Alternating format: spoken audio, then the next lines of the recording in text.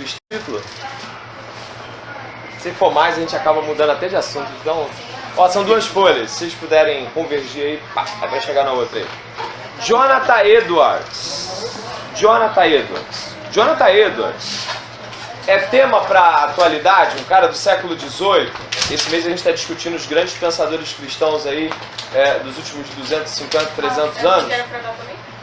São duas. Então, por que discutir Edwards, né? Deixa eu te falar do tempo do Edwards. Nós temos um problema. Hoje eu e um professor conversando, né? O professor Célio, e a gente estava discutindo sobre questões concernentes à igreja. E aí o professor Célio falou algo, ele falou assim: André, a igreja de hoje perdeu o foco no cristianismo, a igreja de hoje perdeu a essência daquilo que é de fato ser cristão. Até aí, ele falou tudo certo. Só que, queridos, me diz uma igreja que não perdeu o foco. Eu fiquei depois tentando olhar na história, como professor de história, e está dentro do meu esquema, olhar sempre para trás. Eu fiquei tentando olhar, né? Vou botar ali no meio, se alguém chegar, falei com a pessoa. Eu fiquei tentando olhar um tempo onde a igreja deu certo. Totalmente, tá tudo certo, para todo mundo, o ambiente da cristandade geral era muito bom. Obrigado. Você me lembra um aí? Me lembra um aí, você que lembra aí. Me lembra um tempo onde a igreja não teve divisão. Me lembra um tempo na história, quer seja das escrituras, quer seja a história que chamamos a história corrida aí da igreja, me lembra um tempo onde deu tudo certo. Fala pra mim.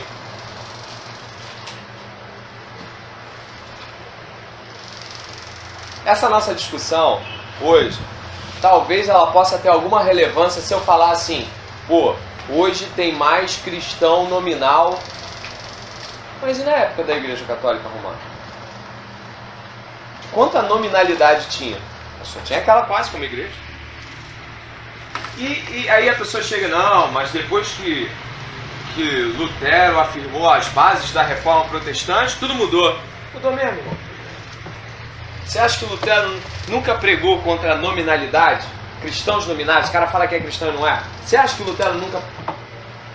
Aí eu falei, eu vou ver no tempo do Edwards, século XVIII nos Estados Unidos, chegada dos puritanos, navio Mayflower. Eu acho que aí o pessoal devia estar fervente. Fui estudar o contexto de Jonathan Edwards, a qual vamos estudar aqui. Qual era o contexto? Um cristianismo diluído e irreverente. Eu me assustei procurando as fontes. Aí tinha heróis da fé falando isso, sites puritanos, de que o Jonathan Edwards, esse homem estranho aqui, porque essa peruca é estranha, esse homem com essa peruca, ele viveu tempos que, como o nosso, tinha seus problemas de uma forma profundíssima. E aí eu falei, rapaz, será que é sempre a mesma coisa? Israel, me diz um tempo onde deu tudo certo. Fala aí. Me diz um tempo onde Davi fez tudo certo. Me diz um tempo onde Salomão fez tudo certo. Não teve. Ele chegou Israel, inclusive, né? Não teve, cara. Não teve. E aí é onde eu chego para começar esse assunto. Rapaz, talvez seja muito mais importante a gente descobrir de que modo, ainda numa sociedade pecadora, continuamente pecadora, de que modo podemos ser cristãos verdadeiros. De que modo a gente pode ser de fato cristão, embora haja sempre muita gente nominal, embora haja sempre muita cristandade naquela época da Igreja Católica, cristandade política. Agora é a cristandade por associação. Não, eu vou na tua igreja. Você já aceitou um convite para ir na igreja de alguém enquanto não parte dela? Eu já. E eu fui lá para ver qual era. Eu vou mais além. Eu tinha uma vez que um amigo meu me levou para uma igreja batista. Eu dormi. Eu tinha 18 anos, 17. Ele falou, André, vamos comigo. Rodrigo Nunes. Vamos comigo na minha igreja? Vou. Amigo de escola, vou lá na igreja, devo visitar. Não entendia muito bem esse negócio de Jesus, não. Eu vou visitar lá. Quando eu cheguei lá, rapaz, era tão parado. Aí eu tava assim, Sabe quando tu percebe? Acho que a maior dúvida de dormir é: há quanto tempo eu tô dormindo? Caraca. Será que isso durou alguns segundos, alguns minutos, ou eu já tô aqui um tempo e já passaram o pasta de dente pra me botar na cara? Não sei, eu não sabia. Eu olhei, estava tocando um louvor, quando eu pisquei já tinha alguém com a Bíblia. Eu falei, eu olhei pro Rodrigo assim, ele, constrangidão, assim, tipo, não vou acordar o André não. Mas em Edwards, tinha problemas? Tinha problemas. Eu não vou me ater muito à biografia do Edwards, só uma coisinha ou outra. Mas ele tinha problemas. Ele tinha problema, tipo, o pessoal queria tomar a ceia, tava nem aí pra Deus. Ele tinha problemas com relação à irreverência dos irmãos. Ele tinha problema com relação às pessoas se acharem dignas de ir para o céu. E aí ele teve que trabalhar. O primeiro passo de Edwards foi trabalhar justificação. Não dá, como o Marco sempre gosta de conversar comigo sobre esse assunto, e a gente acho que vai na mesma direção quando dialoga. Não tem como você viver sem assumir uma postura diante do mundo. Como assim? Para todo mundo aqui. Ou existe um Deus e eu posso merecer Ele. O que é isso? Existe um Deus e eu posso fazer alguma coisa para chamar a atenção dele. Ou existe um Deus e eu não mereço Ele e, cara, só um milagre para eu ser salvo. Ou não existe um Deus. Tudo, o pacote todo vai nessa direção. Edwards teve que trabalhar a justificação. O que é isso? Ele teve que dizer para aquelas pessoas que elas não mereciam Deus. Ele não. E ele teve que fazer isso, ele pregou uma série de sermões, mas acho que a culminância foi um sermão que alguns aqui já ouviram falar do título, que é Pecadores nas mãos de um Deus irado. Deuteronômio capítulo 32. Olha o problema. Se eu assumo que existe um Deus, quem é que acha que existe um Deus? Eu acho que existe. Acho que as chances são boas. Se existe um Deus e você não merece Ele, senta, chora e ora. Tipo, que ajuda. Olha. Agora, se existe um Deus e eu mereço Ele, algo pode ser feito para que Ele possa ficar do meu lado. E aí você tem uma série de religiões que propõem isso. Vou te dar algumas, por exemplo, catolicismo romano, você tem o espiritismo, você tem umbandismo, você tem todas as perspectivas de oferenda, essas coisas de oferenda, tudo isso trabalha com eu dou a Deus, ou a deuses, hinduísmo, eu dou, e aí a divindade devolve isso em mérito para mim. Isso pode ser feito até no cristianismo, não pode, gente? Te dá o dízimo, né? E aí Deus devolverá, Deus te devolverá. Então você também pode praticar paganismo no cristianismo. Você dá, Deus devolve. Deus fica assim, como é que eu vou olhar para ele se eu não der nada? Esse é um Deus pagão. E tem o Deus que é o Deus da Bíblia. Qual é o Deus da Bíblia? Não te devo nada. Na verdade, eu te criei, te dei o bem bom e tu meteu o pé. Devo acabar com você, mas escolhi dar uma chance. Esse é o Deus da Bíblia. O Deus da Bíblia ele não depende do homem. O Deus da Bíblia não depende de que nós sejamos bons, pelo fato de que nunca seremos. Então o Deus da Bíblia, ele ao mesmo tempo que ama, ele é livre para amar, e nós não. Me diz uma coisa, se você não amar a Deus, você vai fazer o quê? Não tem para onde fugir. Deus, se não amar o homem, continua Deus. Céu, glória, anjo, ele. Mas se nós não amarmos Deus, o que te sobra? Nada. Vai morrer, vai lutar por isso aqui, vai conseguir uma fama ou não, vai viver como mendigo ou não, e vai morrer e acabou. Temos que assumir uma postura. Aqui eu estou fazendo um prólogo para você entender alguns problemáticos que Jonathan Edwards teve. Então vamos supor que eu e você assumamos o fato de que existe um Deus e de que não merecemos Ele. Qual deveria ser a nossa postura? Andar muito preocupado, porque Ele pode pegar o universo e fazer assim, ó, e Ele ainda é Deus. Então nós deveríamos andar muito atentos ao movimento de Deus na Terra. E ao mesmo tempo muito agradecidos, porque quando nós olhamos para as nossas vidas e pensamos em quanto Deus nos poupou até agora. Eu estava falando com um camarada que mexe nessa área de medicina, ele falou assim, André, as chances de um ser humano contrair uma bactéria são absurdamente enormes. cara falou, vi um cara explicando sobre as bactérias que tem no celular. Que tu põe no bolso, que tu põe dinheiro, mão de catarro, resto de cuspo. Meu irmão, você tá lá, a chance que você tem de botar a mão lá no negócio do ônibus e atender o celular e ficar doente são muitas. A área da saúde aí tem chance ou não? Se tomar remédio, você pode pegar uma infecção. Se você tomar um remédio, você pode pegar uma infecção? Que Você isso? mata a flora bacteriana que está ali, abre espaço para outra flora ali. Meu Deus do céu. Nossa, olha como ele... Aí mata a o fauna, linguajar mata a dele é flora. velho. Eu acho que ninguém aqui sabe tirar uma fora da... Não, ele tá estudando enfermagem, né? Olha, ele é enfermeiro. Vamos respeitar a graduação, né? Bailarino, aqui. Onde eu chego? Assumimos a postura então de que existe um Deus? Assumimos a postura de que existe um Deus. Ele não precisa de nós? Ele não precisa de nós. Cara, então a gente devia andar diferente de como andamos. Devíamos conversar mais com ele, devíamos ter mais respeito pelas coisas que ele diz que é para ter respeito, devíamos orar mais. Realmente deveríamos ter uma outra postura. Edwards, então, teve que lutar contra uma galera que é como se... Já viu culto jovem de igreja cheia? É uma bagunça. Ninguém tá afim de nada. Verdade que tem um fundão. Você lembra do fundão, né? O fundão, meu irmão, de culto jovem, de igreja lotada, é uma confusão. Fulinha, ela vou pegar no final do culto. É uma loucura, porque eu já fui uma vez, eu preguei.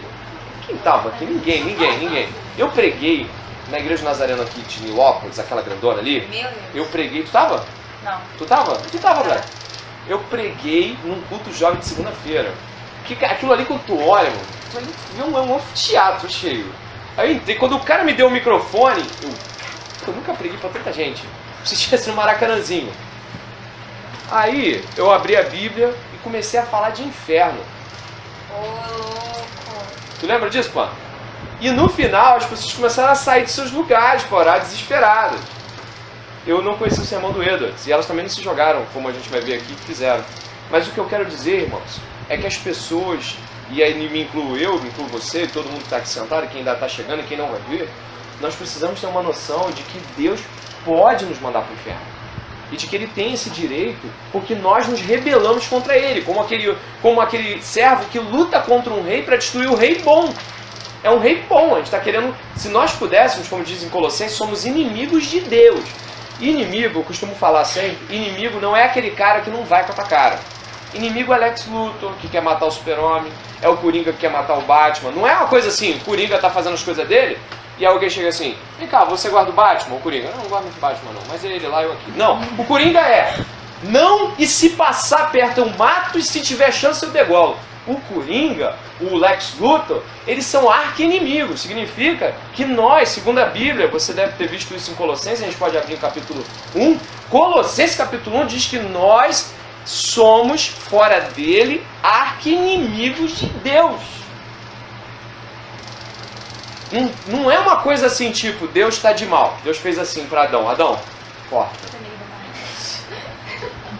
Deus não mandou Adão cortar. A atitude deliberada de Adão foi um sai daqui. Quando eu entendo o que Adão fez, eu entendo o que ele plantou aqui dentro da gente. Ninguém gosta de Bíblia, ninguém quer ler Bíblia. Se der mole não lê uma semana, 2, 3, um mês. Se der mole não vai pra igreja, fica vendo série em casa. Tô mentindo? Ou tô enganando? Né, Israel? Ô, Israel. Aí, o que acontece? Nós somos assim.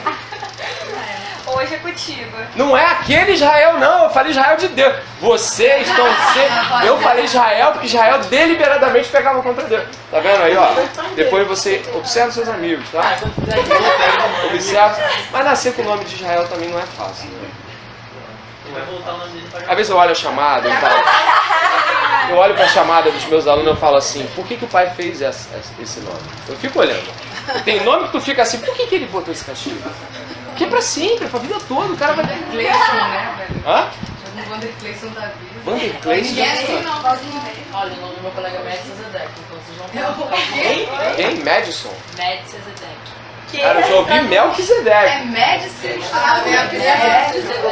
Assim, tirando essas maldições que acontecem, uma vez eu vi no Fantástico, um cara que foi na cidade registrar a filha como Maria, nome bíblico, Maria, não sei o quê, chegou lá na hora do cartório, o Fantástico mostrando essa reportagem, eu pirei, isso foi tempão atrás. Aí o cara olhou, nossa, que lindo, caipiraço. Qual era o nome? Xerografia. Porque ele tava na máquina de xerox, aí ele botou o nome das filhas, datilografada, xerografada, xerox, fotocópia. O Fantástico foi falar. Esse é o nome dos cachorros da Raquel, cara. Nico. Bolinhas, cuscuz, aí, tu viu isso? Aí o cara do Fantástico falou, por que você fez isso? Aí ele, pô, achei lindo. Não, mas ele falou também que se morresse só tem um. Aí iria reconhecer onde estivesse. E também a menina que se chama Xerox, eu acho. Aí perguntaram, você gosta? Ela, eu gosto do meu nome, eu gosto. Só que no meio de todo mundo tem fotocópia, Xerox, agora tem um, sei lá, Márcio. Mas é fácil. Tipo, ele é super rejeitado, né? Vem cá, Márcio. Pô, velho, também, por que eu que Márcio? A Xerox seria legal se ela tivesse uma irmã e Ai, não. Foi horrível, né? Que nem o menino chegou pra mim hoje, eu tenho que falar isso. Menininho, 8º ano, é teu filho, hein? Chegou pra mim, o menino do 8º ano, com essas suas piadas. Chegou pra mim, professor. Aí eu falei, fala, filho. Posso contar uma piada? Eu falei, 8º ano, né? Tem que... Professor, por que não existe biscoito de água e sal? Porque senão o mar seria um biscoito. Sai correndo!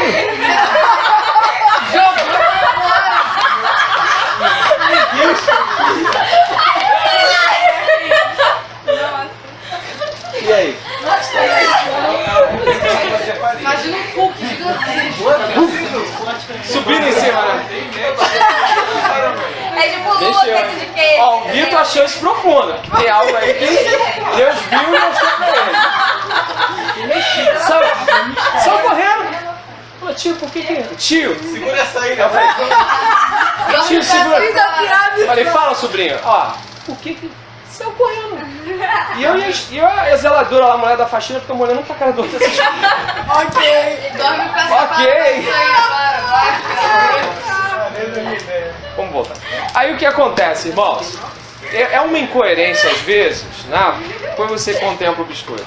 É uma incoerência, às vezes, nós tratarmos da igreja de hoje como se ela fosse tão suja e encardida que outras não foram. Mas isso é comum a gente falar. A igreja de hoje não presta, a igreja de hoje está perdida. Quando é que ela prestou, irmãos? Quando é que ela foi achada? Paulo tem que combater heresia, João tem que combater heresia, Pedro combater... Os caras tudo combatendo coisa lá no começo. Já tinha corrupção. Paulo lutando contra a heresia de anjo, o pessoal adorava anjo. E aí Pedro lutando, combatendo aquele pessoal que de repente achava que o cristianismo com sofrimento não era bem a pegada que Deus queria. Pedro, não, na primeira carta, tem sofrimento, vai passar por sofrimento. Aí você tem João falando do gnosticismo lá no final do século I. Onde é que a igreja teve perfeita, irmãos? Teve. Mas nós gostamos de dizer que a igreja é errada para nos sentirmos menos errados. O caminho de Jonathan Edwards foi diferente. Ele era filho de pastores, filho de pregador, neto de pregador. Ele se forma com 17 anos na faculdade de Yale e ele vai assumir uma carreira de auxiliar do seu avô. Quando o vovô morre, ele assume, né? E qual é a ênfase? Por isso que eu falei, não vou ficar aqui prendendo na biografia, não. Biografia você pega na internet. O que eu vou trabalhar aqui? Aqui tem um texto do Antônio Carlos Costa. É Antônio Costa Carlos ou Carlos Costa? Carlos Costa. É o Carlos Costa. Leia comigo, por favor. Jonathan Edwards é o homem que está abaixo do apóstolo Paulo em termos de intelecto e compreensão da doutrina. Um santo, um gênio. Nunca vi nada igual em teologia. Ele me põe de joelhos. Sua fidelidade à Bíblia, associada à argumentação lógica, gera um senso de inevitabilidade quanto à fé cristã que não encontra em nenhum outro autor. Ele nos faz ver o cristianismo como a única resposta racional do homem à vida. Teve 11 filhos, todos crentes. Sua relação com sua esposa era chamada por ele de união em comum, devido ao amor mútuo que regiu o casamento. Não sei quanto a você, mas eu não consigo separar autor cristão do seu caráter. Quero saber como esse sujeito viveu. Ele tem que ter adornado a doutrina com a vida. Linda essa frase, achei essa frase linda. Adornar a doutrina com a vida. A pior coisa que tem é cristão que só fala que é cristão e não é. Para mim é o caos da desgraça do inferno. O cara é cristão, mas a fala dele é igual a de todo mundo, o jeito que ele vive, a maneira como ele organiza as contas, o modo como trata a esposa, nada muda. Ele é cristão. Ele é cristão. Foi? Ele mancha. Quantos aqui não se sentiram escandalizados? Às vezes, irmão, não é só a queda, porque a queda às vezes acontece e, como diz Jesus, é inevitável que venham as quedas. Mas é uma vida. Nós não estamos falando de uma queda, estamos falando de uma construção de vida. Leiam. Os melhores pregadores e escritores que conheço, século 20 e 21, atestam que receberam forte influência dele. John Piper, R.C. Sproul, Tim Keller, Mark Lloyd Jones, entre outros. Creio que só crente gosta de Jonathan Edwards. Não conheço autor que possa mais nos ajudar no século 21 do que ele. Qual é a crise desse século? Olha que legal, você pode ler comigo? O colapso da razão.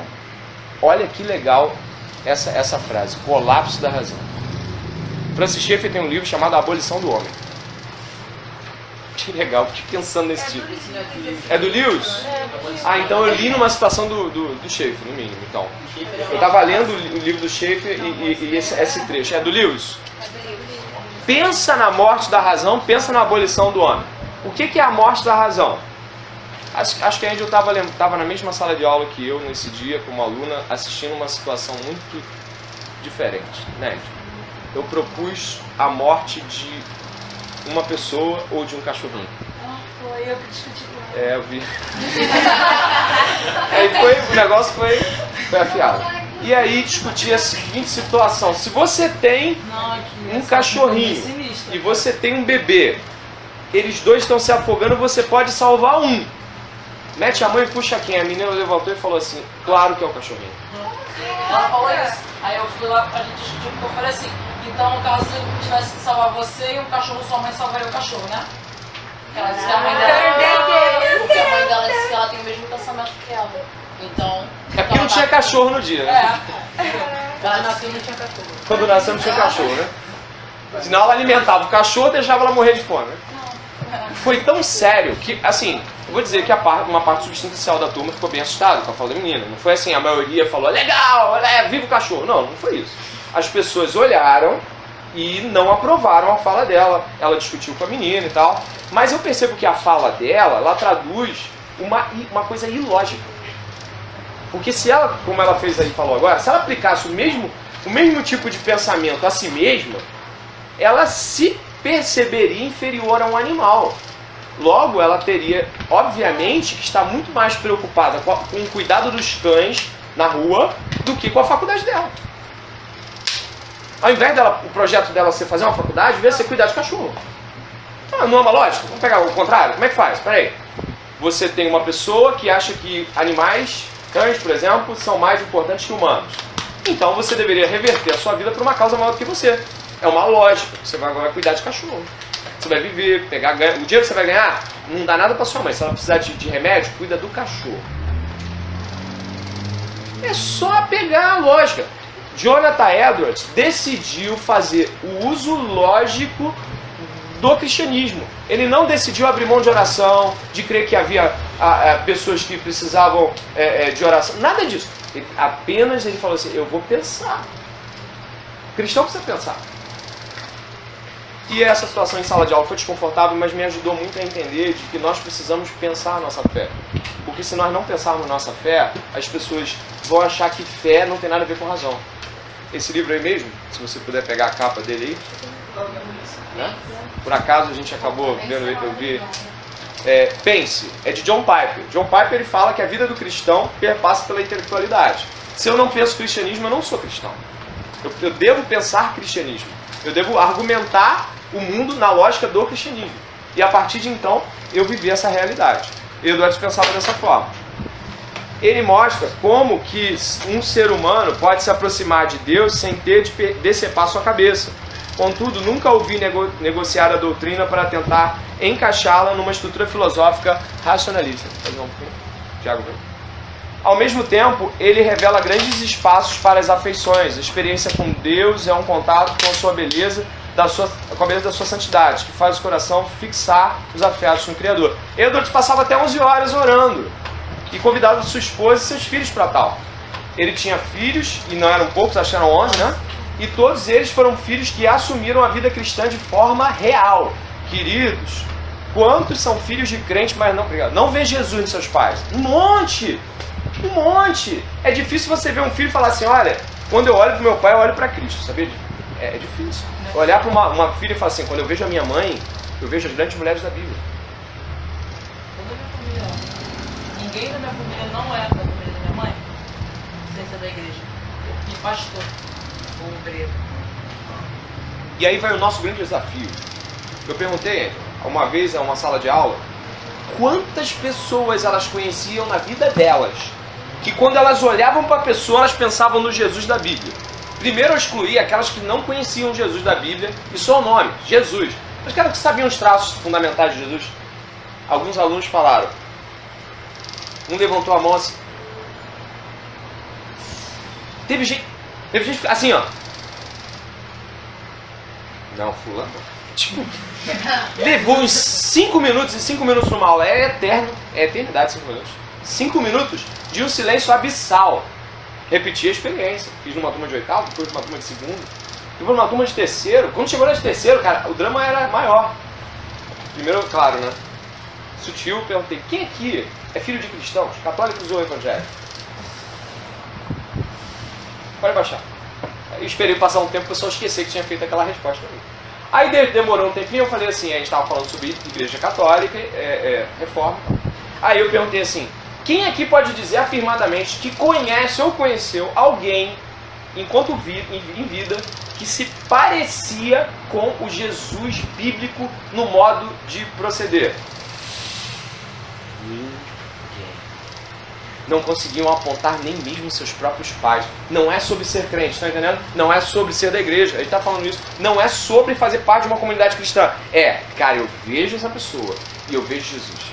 Eu sei, eu vejo erros nele, mas eu vejo Jesus. Jesus está ali andando agora. Eu posso esperar daquela pessoa o que eu esperaria de Jesus. Entende a minha fala agora? É dramático. E as pessoas esperavam de Edwards o que esperavam de Jesus. Isso me impressiona. Você já viu o Edwards na boca dos outros teólogos? Ele é mal falado? Fala aí pra mim. Não. Edwards é sempre citado como referencial e eu diria em 100% das coisas. Para não dizer que não tem gente que critica, às vezes a crítica é mal feita. Como, por exemplo, Edwards tinha escravos. Ele era de um período onde os Estados Unidos tinha escravos. Mas me diz que ele não tinha escravos. Pastores tinham escravos. Que a concepção não tinha chegado ao ponto de experimentar trechos bíblicos que falam da igualdade dos homens em relação a Deus e mutuamente em relação a si próprios. Então, cara, se Edwards foi tão importante assim, por que eu não posso olhar para esse cara e falar, peraí, então, se é para ser cristão, vamos ser que nem Edwards. Semana passada eu estava estudando John Wesley aqui, falamos sobre a vida familiar de John Wesley. Agora olha a vida familiar do Edwards. Todos os filhos achavam que seu pai parecia com Jesus Cristo. Se lembram daquela situação que eu falei do Russell Shedd? Russell Shedd, ele morreu há um mês atrás, um mês e meio, não, mais um pouco. Morreu esse ano, não foi? Não. Foi ano passado? Ano passado. Foi em dezembro? Foi. Foi em dezembro do ano passado? E Russell Shedd pregou lá na igreja. Doutor em Novo Testamento, um dos caras mais famosos de conferência, chegou e pregou na minha igreja há 7, 8 anos atrás. Tu estava nessa? Acho que nenhum de vocês estava aqui. Tu estava, Vitor? O pastor Luiz, ele chegou e falou assim, olha, irmãos, hoje à noite vai pregar um homem aqui que eu acho que os irmãos deveriam vir ouvir.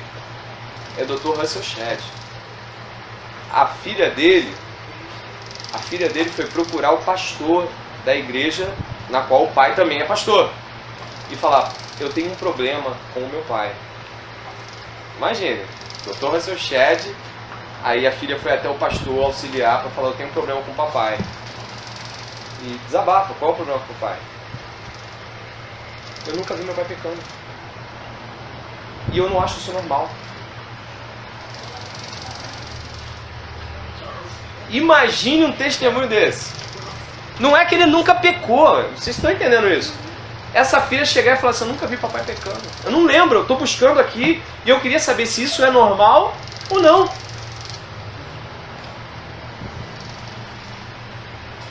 Imagine, gente, imagine você passar a vida inteira e seu filho te admirar ao ponto de se inspirar em Deus partindo de uma relação contigo. Muito lindo, né? Ele pregou à noite, eu não me esqueço da pregação dele até hoje. Pregou em Salmos, falando sobre a criação. E era nítido o clima espiritual denso do local. Não sei se o Vitor lembra, mas